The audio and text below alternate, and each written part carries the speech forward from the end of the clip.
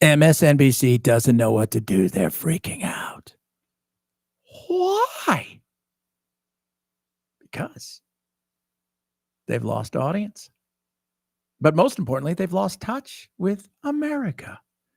America has spoken. And it is said, we want Donald Trump. And whatever hell he brings with us, and the good as well, it is what it is. So Morning Joe, the show for the people inside of the Beltway. The show that has an outsized punch for what it is audience-wise. Confess something today. A confession so large, so crazy, that I'm sure people inside the Beltway, and yes, even at MSNBC, are going, what the hell happened? Over the past week, Joe and I have heard from so many people, from political leaders to regular citizens, deeply dismayed by several of President-elect Trump's cabinet selections, and they are scared. Last Thursday, we expressed our own concerns on this broadcast and even said we would appreciate the opportunity to speak with the president-elect himself. What? Oh, yeah. They want to speak to him. Oh, my God. On Friday, we were given the opportunity to do just that. Joe and I went to Mar-a-Lago to meet personally with President-elect Trump. It was the first time we have seen him in 7 years. Now, quick backstory here. Trump got on the bandwagon of a conspiracy theory that Joe Scarborough murdered somebody, a former aide of his or somebody like that. I'm not quite sure. Can't even remember what the conspiracy was. It's one of the falling outs they have. Because remember, pre-2016 election, they were pals. Then afterwards, something changed. There was a twist, if you will, in their friendship. Continue, guys. Now, we talked about a lot of issues, including abortion, mass deportation, threats of political retribution against political opponents, and media outlets. We talked about that a good bit. And it's going to come as no surprise to anybody who watches this show, has watched it over the past year or over the past decade, that we didn't see eye to eye on a lot of issues, and we told him so. What we did agree on was to restart communications. My father often spoke with world leaders with whom he and the United States profoundly disagreed. That's a task shared by reporters and commentators alike. We had not spoken to President Trump since March of 2020, other than a personal call Joe made to Trump on the morning after the attempt on his life in Butler, Pennsylvania. I was going to say, Trump loves it when people come back to the fold.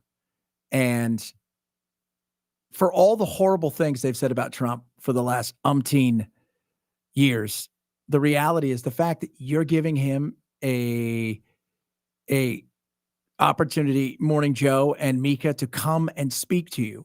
Could you imagine Biden or anybody on the left doing that?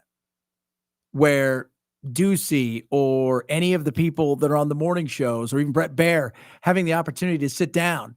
No, you wouldn't, because it just would never happen. Trump likes the fact that people come back and say they want to talk to him. In this meeting, President Trump was cheerful. He was upbeat. He seemed interested in finding common ground with Democrats on some of the most divisive issues. And for those asking why we would go speak to the president-elect during such fraught times, especially... You should never ask. He's the president of the United States, or soon to be again. Should always want to speak to the president. Should always want to have a chance to challenge him. Should always want to have a chance to find out what his perspective is.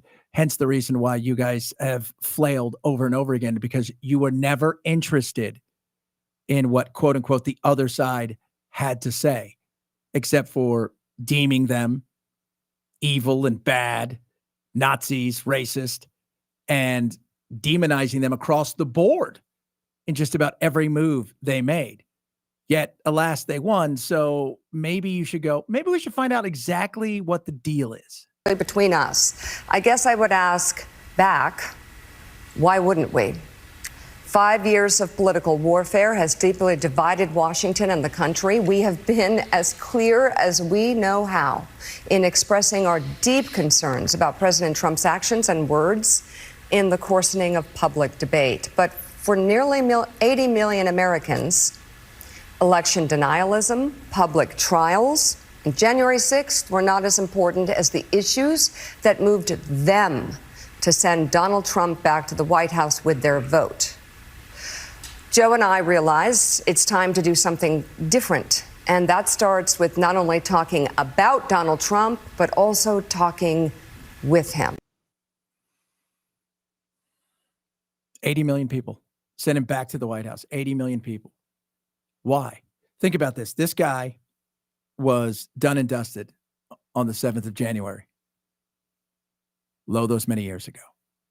And through that, court cases, civil suits, a conviction, all of that stuff, people still said, might give him a try. I might give him a try. And along the way, continued to push forward like a phoenix rising from the ashes. He became president again.